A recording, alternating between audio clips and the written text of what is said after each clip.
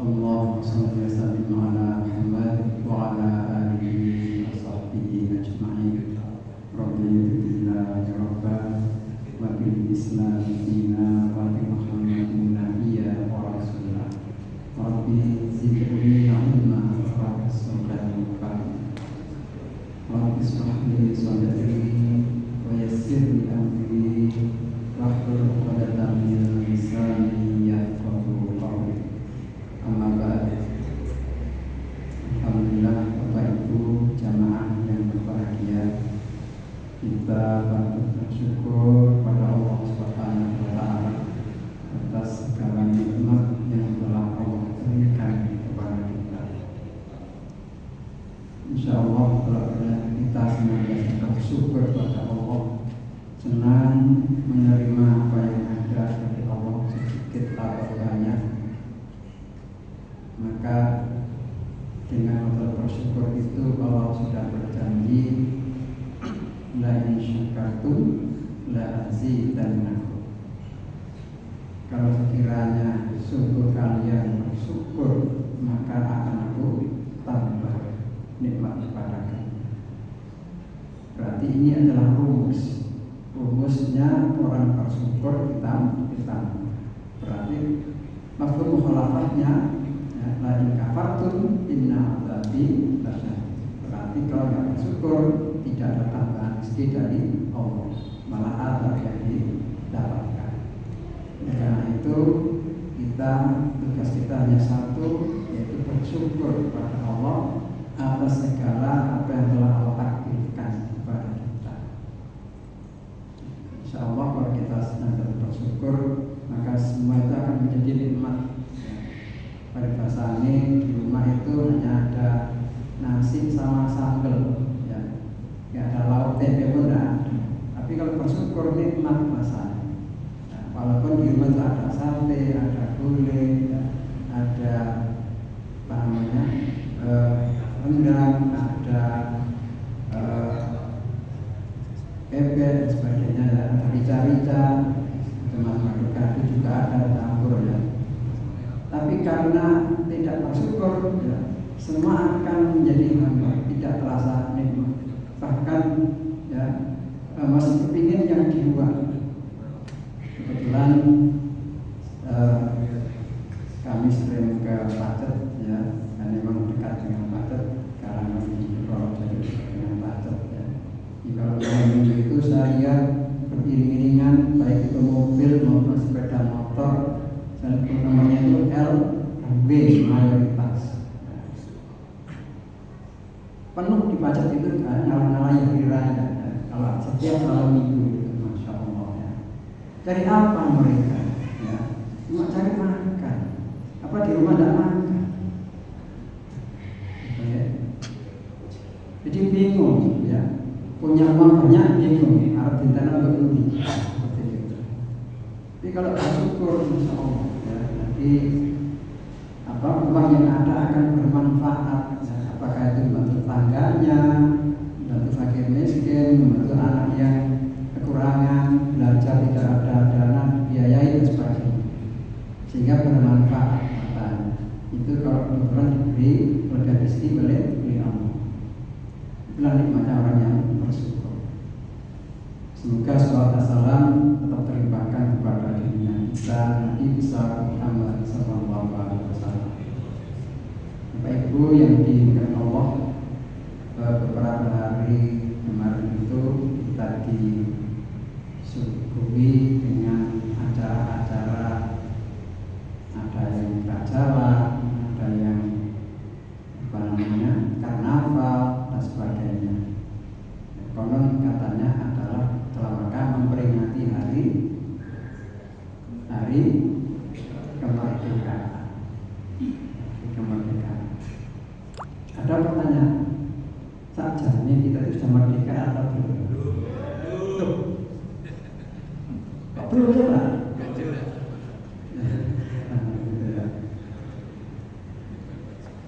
Mati kalau ya belum ada. Apa kita ini? Kira-kira apa ciri-cirinya dengan benih kita belum? Bernaik.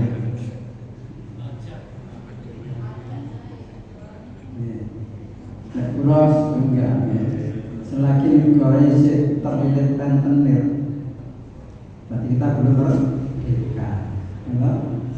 Tiap tahun kan tidak kurang dari 500 triliun nyicil apa? Terus utang, karena nyicil utang ini, nyicil bunga itu. Nyicil bunga itu. Negara kita ini dibiayai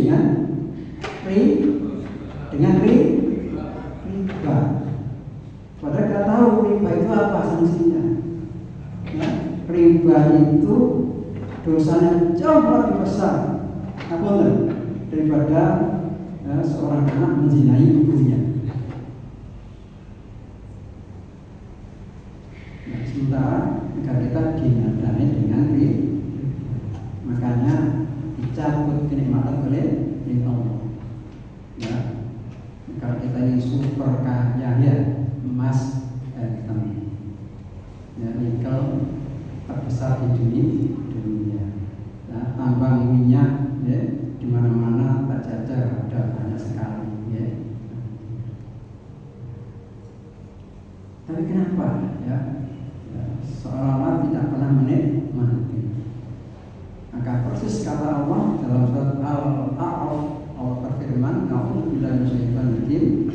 Walau anna ahlul qura amanu wattaqau la fatahna alaihim barakatin minas sama." Jadi syaratnya itu sekiranya beriman dan bertakwa penduduk negeri itu, maka akan dibuka berkahnya oleh Allah, baik dari langit maupun dari bumi. Hujannya membawa manfaat barokah ya, sehingga mendatangkan kesuburan yang luar biasa ya. Jadi semua tanaman menjadi penghasilan yang meningkat ya. Kemudian yang dari bawah tambang-tambang itu semuanya membawa berkah ya. Sayangnya malah ingkadabu ya, sayang kalian mendustakan, tidak bersyukur, tidak beriman, tidak bertakwa. Fakhadnahum bima kanu yaksibun, maka dicabut nikmat itu oleh Allah akibat dari perbuatan manusia itu sendiri. Gitu, ya. Jadi harusnya ada yang pernah hitung katanya ya. Saya tidak tahu kalau alamnya karena ya. Seandainya kalau kita dikelola dengan benar ya, bukannya bayar pajak, malah masing-masing setiap satu orang itu dapat kata ya, kepintar maksud kepintar, dapat kata.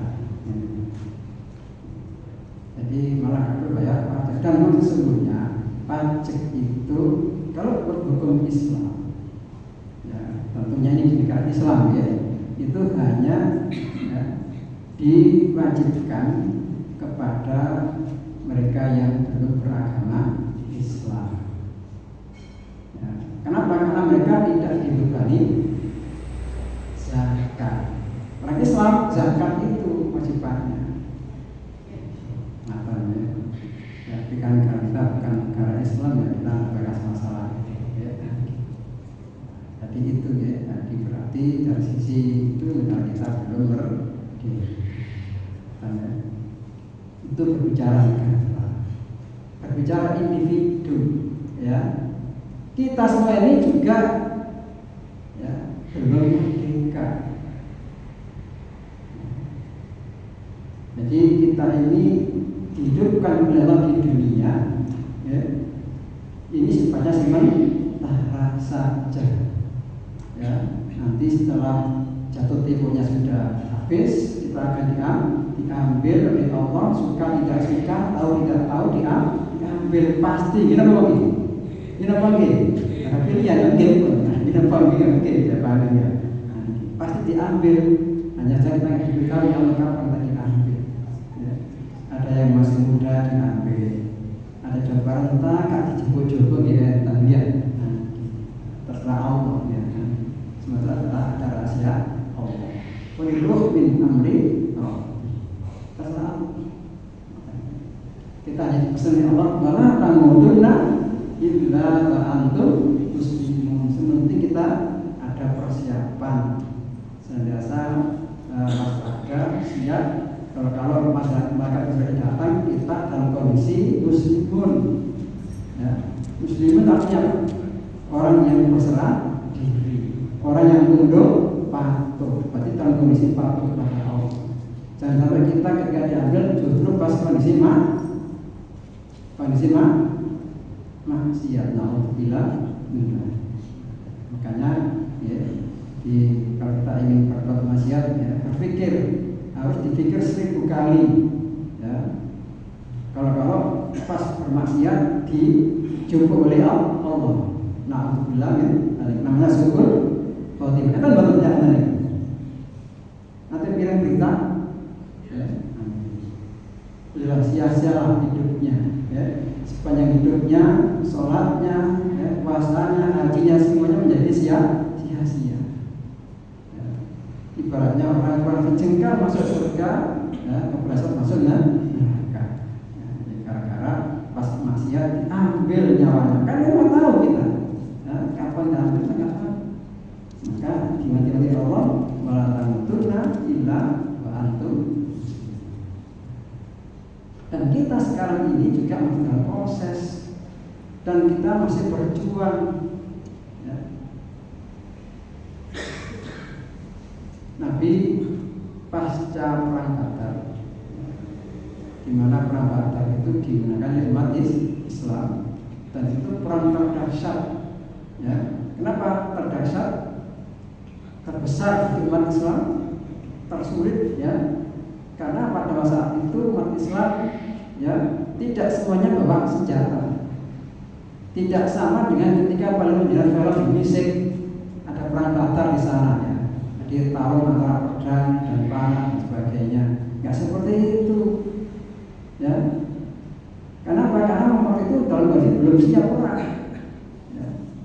Awalnya kan cuma jadi Nabi memerintahkan kepada para sahabat untuk nyegat kafilah dari Mekah yang ke Syam. Ya. Nah, cegat padahal buat begal dia. Bukan untuk mengambil haknya, karena sebelum itu terdengar kabar bahwa ya rumah-rumah mereka yang ditinggal hijrah ke Madinah itu dijarah. Itu dijarah ya. Diambil, digarong.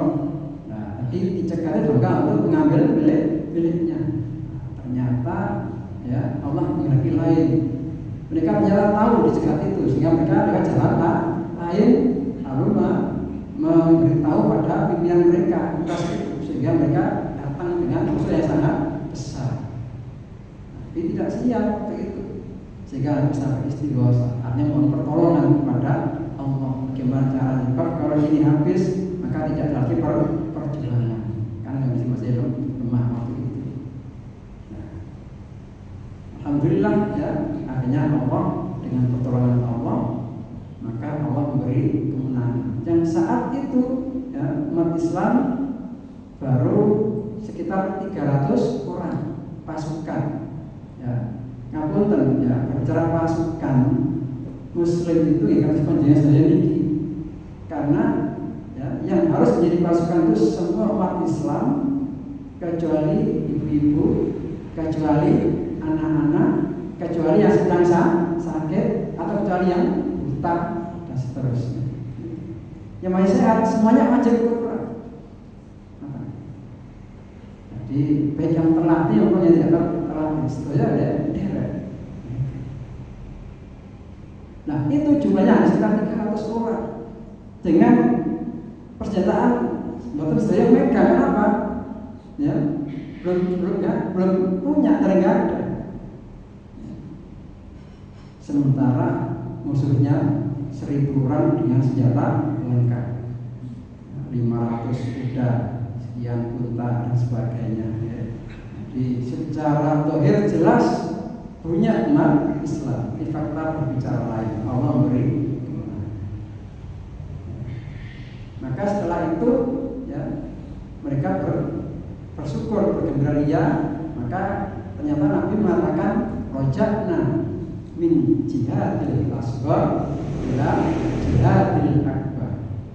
Kita baru saja kembali dari perang kecil menuju perang besar.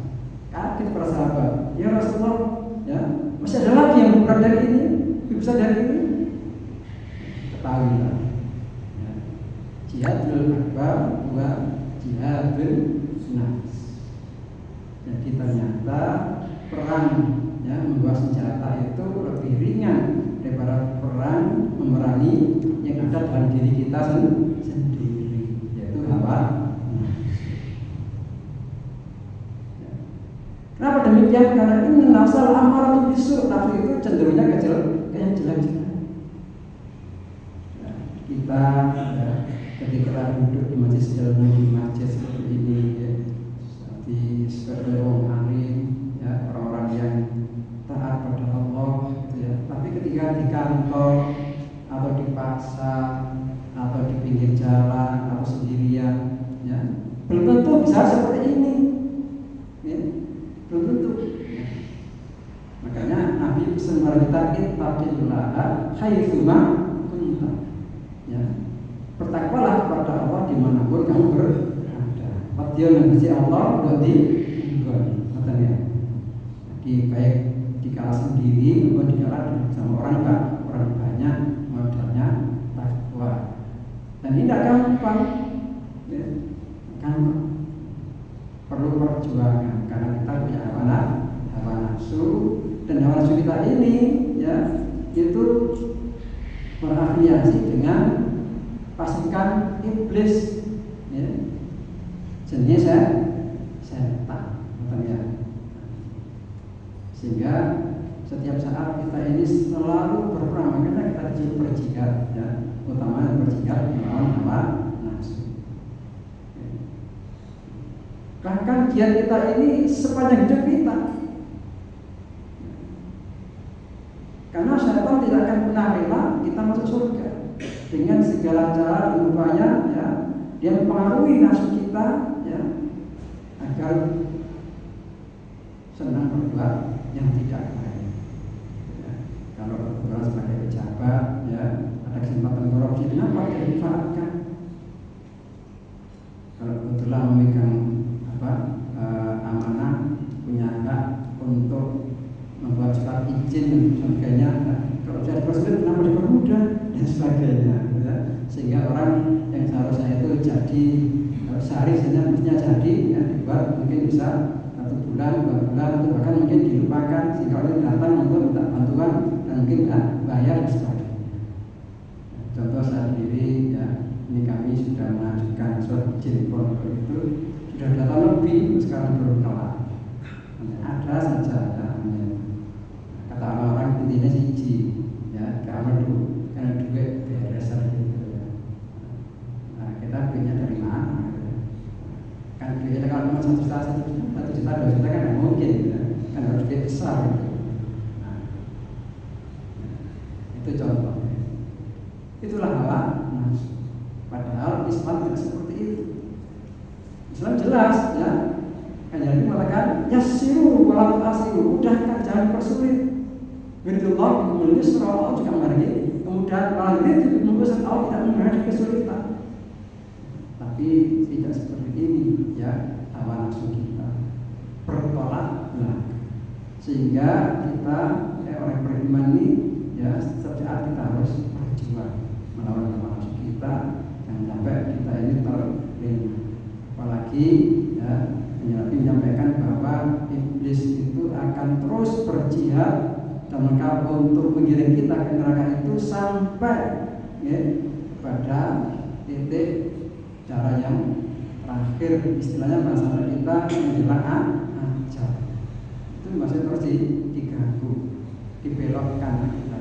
Makanya Nabi berpesan kepada kita, kalau ada saudara kita yang tidak mengenal dunia, kita tunggui dengan ucapan talqin laqinu untuk biqauli la ilaha illallah, ditalqin dengan rileks, dengan pelan di telinga kanannya, la ilaha illallah. Walaupun mungkin kondisi koma, tidak bisa apa-apa ya, tapi kan masih hidup ya, artinya masih hidup, insya Allah masih mendengar. Ditalqin, penting menjaga tauhidnya. La ilaha illallah artinya apa? Untuk menjaga tauhidnya ini jangan sampai dikalahkan oleh musuh kita, itu ya iblis yang waktu itu kata Nabi mendol-mendol orang yang kita cintai. Apalagi kita mereka kehausan, mereka datang dengan membawa air minum, menawarkan minum.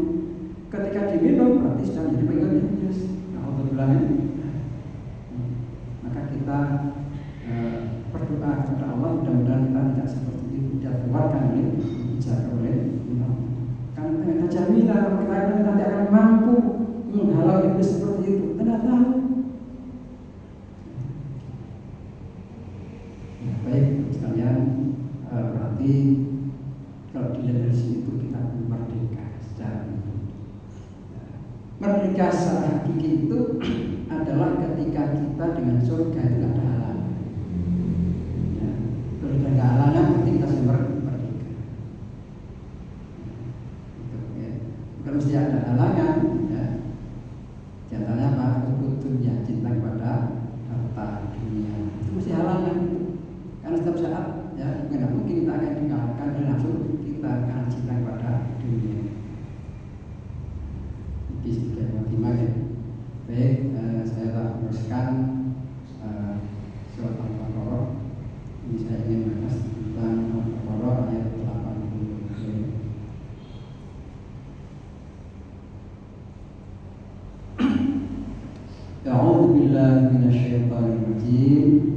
وقالوا لا تمسنا النار إلا أياما معدودة قل أتحطم عند الله عهدا فلا يخلف الله عهده أم تقولون على الله ما لا تعلمون. وقالوا, dan mereka berkata, mereka ini adalah orang-orang Yahudi yang ada di Madinah. Mereka mengatakan la tamasna an-nar, kita tidak akan disentuh oleh api neraka illa kecuali ayyaman, beberapa hari makduda yang tertentu. Hebat ya sekalian. Di orang-orang Yahudi di Madinah itu kan tidak baik oleh Rasulullah dan para sahabat ya, agar iman kepada Allah mengikuti ajaran yang dibawa oleh Rasulullah. Mereka kekeh tidak mau. Bahkan ahli kitab mereka, para rahib mereka, pendeta mereka, ya berusaha untuk menghibur jamaah mereka, kelompok mereka, ya bangsa rukun mereka, bahwa mereka tidak akan mungkin disentuh oleh api neraka kecuali beberapa hari saja.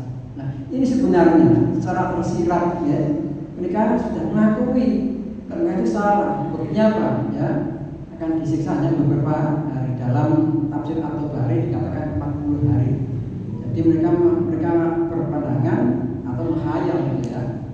Mereka berpandangan bahwa mereka akan dibersihkan usaha mereka di neraka selama 40 hari. Setelah bersih di neraka 40 hari itu, maka akan dikeluarkan dari neraka. Itu pandangan mereka, orang-orang Yahudi. Maka Allah katakan, "Qul," katakan Muhammad, "Atahattu indallah ahda."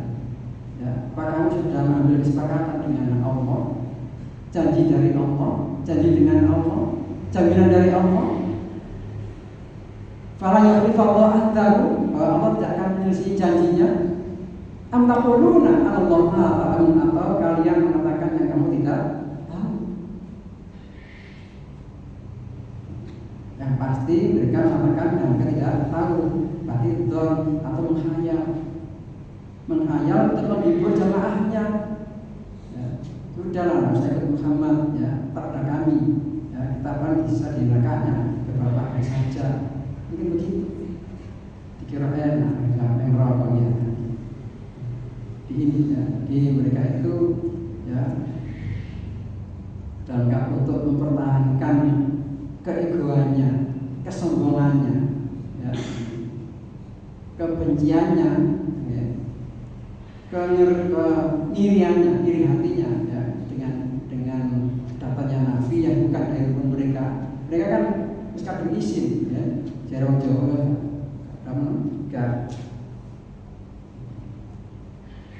terus kadung nyemplung, ya, cincinnya nggak boleh, ya, awas lah seperti itu, namanya seperti itu. Ya. Dia sisa. Artinya mereka tertutup oleh kesombongannya, keangkuhannya. Itu orangnya.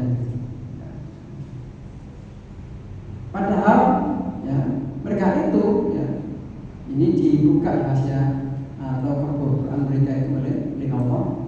Yang di dalam surat Al-Baqarah ini juga ayat 146 Allah berfirman, "Alladzina atainahumul kitaba ya'rifunahu kama ya'rifuna abna'ahum." Alladzina orang yang atainahum mereka didatangkan kepada mereka Alkitab, kitab Taurat, kitab Injil datang kepada mereka Nabi Musa, Nabi Isa. Ya'rifunahu mereka mengenal Muhammad. Itu dhamir pada Nabi Muhammad. Kama ya'rifuna benar seperti mereka mengenal anak-anak mereka sendiri. Jadi ahli kitab, disebut ahli kitab itu adalah orang yang memang membaca Alkitab, Taurat, Injil, paham. Dan di kitab Taurat itu, di kitab Injil itu saya sebutkan tentang akan ada nabi, khatamul anbiya itu Nabi Muhammad, sebutkan dengan jelas gamblang, dengan bahwa seperti mereka mengenal anaknya sendiri. Mereka tahu ada umat ini ada dalam kitab mereka. Wa inna fariqam minhum, dan sesungguhnya sebagian dari mereka yaktumul haqqa, lamnya al-tauhid, artinya benar-benar mereka menyembunyikan kebenaran itu. Bahwa dia mereka tahu bahwa itu adalah benar.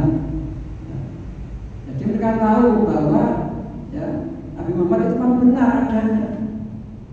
Hanya karena ternyata mereka kecewa lantaran yang sebelumnya itu Nabi itu dari rumput mereka, Nabi Musa dari Bani Israil, Nabi Isa juga Bani Israil. Sehingga mereka berharap sesuai yang dijanjikan dalam kitab yang mereka baca itu juga tentang Nabi juga mereka juga dari Bani Israil. Bukan, justru Nabi Muhammad bukan dari Bani Israil, tapi dari apa? Dari kaum Quraisy yang justru rival mereka.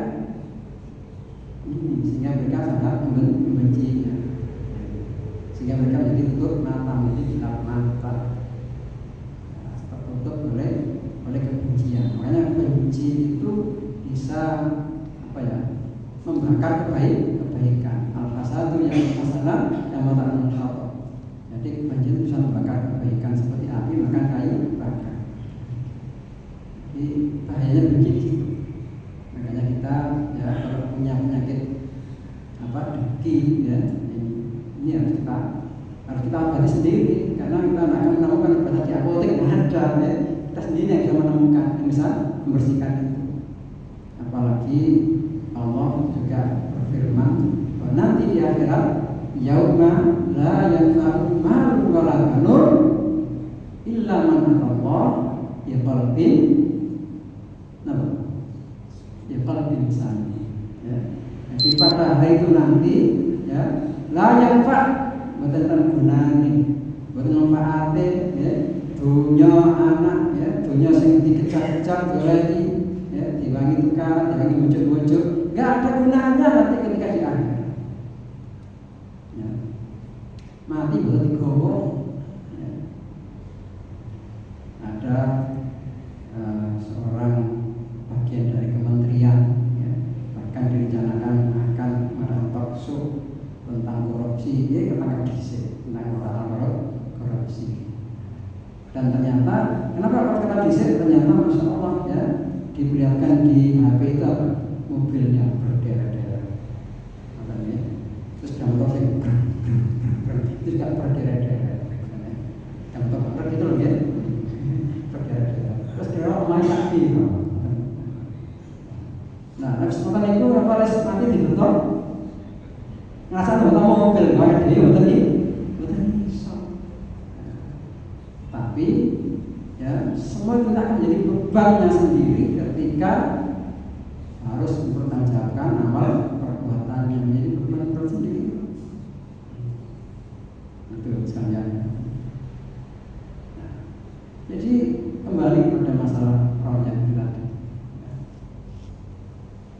Mereka itu sudah mengerti bahwa Nabi Muhammad itu adalah Nabi utusan Allah, tahu mereka. Masya Allah, karena kebencian, karena kedengkian menjadi buta. Jadi kalau tidak tahu, menjadi terlupakan. Sehingga yang harusnya itu takut kepada Allah menjadi tidak takut lagi. Yang harusnya takut kepada api neraka menjadi tidak takut lagi. Karena tertutup oleh kebencian, karena tertutup oleh dunia. Kamar baca. Allah SWT dan saya sampaikan bahwa ya pada hari itu nanti di akhirat tidak ada gunanya harta benda anak illa man Allah, kecuali yang hadir kepada Allah, yang datang kepada Allah biqalbin salim, dengan hati yang bersih. Tapi kita harus berusaha membersihkan hati. Jadi orang yang salim nantinya itu ya melihat saudaranya itu dengan penuh kasih sayang, tidak ada kebencian. Dalam konseng sebenarnya rasanya awake dhewe ya juga sayang sebenarnya orang itu. Ya. Mungkin dia tidak tahu bahwa perasaan itu ya perkara numpuk dosa dan angin sepuro sebelum jalan sepuro nang sing biasa sakno tak parane tak digoreng ya kasih bahagia mungkin mulai bisa hubungan bicara yang baik di kandang diiling selamat itu kalau dalam hatinya tidak ada kebencian, itu rasa sayang. Kita difitnah, dizalimi. Apa kata Nabi? Pak man dzalama, maafkan orang yang dzalimi kamu. Itu mudah diucapkan, tapi ada bilang keburu sakit. Nah, orang yang salim memerangi sakit. Karena apa? Karena setiap perbuatan itu ya, akan ada balasannya. Jikalau keburukan dibalas dengan kebaikan, ya, masya Allah pahalanya sangat besar. Dia tahu itu. Dan orang benci dirinya itu pasti orang itu tidak paham itu, tidak paham tentang dosa, tidak paham tentang siksa api neraka, tidak paham tentang risikonya, sehingga mereka membuat dosa seperti itu. Maka diri yang paham itu mengasihi. Nah, mungkin dengan silaturahim yang tadi itu membenci, insya Allah ya terkikis kebencian. Jangan malah didengar elek alas kamunya. Dan sebenarnya cilok diri. Nanti syukur-syukur namanya paling itu mengkonnya napasnya kapok banget. Insyaallah. Jadi kalau seperti itu hati kita berarti hati kita belum salim, belum bersih. Syarat untuk masuk surga harus salim, itu masalahnya. Illa man qalbi salim, itu syaratnya. Ya, syaratnya harus salim. Baik, kembali pada ayat tadi sekalian ya. Kita sudah tahu bagaimana sikap orang Yahudi. Ternyata orang Yahudi itu sulit diharapkan keimanan. Kenapa? Ya, karena mereka berbuat dosa, ya, tapi tidak bisa berdosa. Ya. Mereka itu sedang menerbuk dosa, ancaman dalam neraka, tapi mereka merasa aman dari api neraka. Ini persoalan. Nah, orang seperti ini kan susah diilmu. Kita lihat sekarang ini, ya, bagaimana ya, mereka itu sama sekali tidak ada rasa belas kasihan. Ya. Anak-anak kelaparan, kemudian dikumpulkan di satu tempat, dibujuki ada tempat bantuan makanan, para kelompok di Brondong, di Pro, ya Allah, ya, gimana 11 kasihan, hilang kesadaran akal sehat, tidak hilang. Mereka sama sekali tidak takut dengan dosa, dengan ancaman neraka. Tetapi itu tontonan buat umat Islam, ya, dan sekaligus memberitahu umat Islam bahwa kalau kamu umat Islam tidak berdaya, ya, dan saudaramu dibiarkan seperti itu, kamu diam saja. Kenapa masalah diam saja? Ya, kok tidak bisa menghalangi mereka, melawan mereka? Satu, takut kita belum punya pimpinan, itu masalah. Pimpinan umat Islam belum punya, yang ada adalah pimpinan golongan, yang ada adalah pimpinan negara yang yang lain tidak ada ikatan sama itu yang jadi masalah. Dulu kita punya pimpinan Rasulullah itu pimpin seluruh dunia. Rasulullah wafat diganti oleh Abu Bakar, juga sama seluruh dunia. Bukan wafat diganti oleh Umar dan seterusnya. Selama itu masih ada, berarti secara internasional ada kekuatan, ada ikatan untuk membela saudara yang dibuya-buya ini di dolimi. Sekarang tidak ada. Paling-paling apa? Yaitu bantuan, bantuan makanan. Kalau sudah dibantu makanan bisa mencegah kedoliman itu tidak bisa. Apalagi makanan dicegah bisa masuk. Ini ya tanda ada masalah lain yang akibat daripada tidak ada persatuan atau tidak ada kepemimpinan dalam umat Islam. Tapi kalau di sini kan masalah. Dan kita mengetahui bagaimana kedoliman orang yang dolim itu, orang yang itu yang mereka berbuat dosa tidak pernah berdosa, tidak takut dengan nama. Maka ini sungguh tidak berbanding lurus atau sangat bertolak belakang dengan prinsip orang beriman. Kalau orang beriman itu mengumpulkan satu ikhtiar yang namanya iman, amal soleh, dan rasa takut dengan adab neraka. Jadi kita sebagai beriman harus betul-betul menjaga iman kita. Dan kita jaga dengan apa? Dengan amal soleh. Apa amal soleh itu? Amal yang ditunjukkan oleh Allah, yang dicontohkan oleh Rasulullah. Jadi yang kedua ikhlas dalam menjalankan itu amal soleh. Dan kita ada rasa takut kalau menyalahi perintah Allah. Dan kita ada rasa takut kalau amal kita diterima oleh Allah. Sehingga kita itu sampai itulah orang beriman. Jadi karena kita masing-masing orang beriman itu tidak merasa punya jaminan dari Allah baik tak diterima amal kita. Kalau makanya kita berusaha hati-hati jangan sampai mereka rusak. Tidak ada satu pun yang kita jaminan dari Allah bahwa mereka pasti diterima, tidak ada semuanya. Maka hati-hati yang paling penting jangan sampai mereka diterima oleh Allah. Kita berusaha dengan ngaji, kita ilmunya, tak ilmuni sehingga amal yang kita amalkan itu sesuai dengan turunannya, dan kita jaga hati kita supaya apa?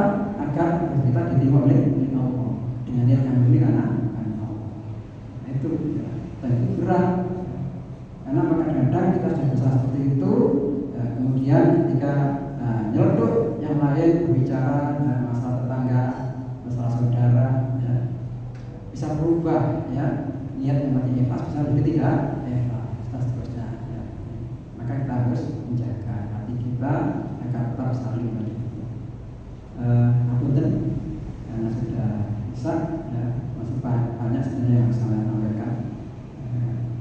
Mudah-mudahan sedikit ini bermanfaat khusus kepada kita sendiri dan juga teman-teman sekalian.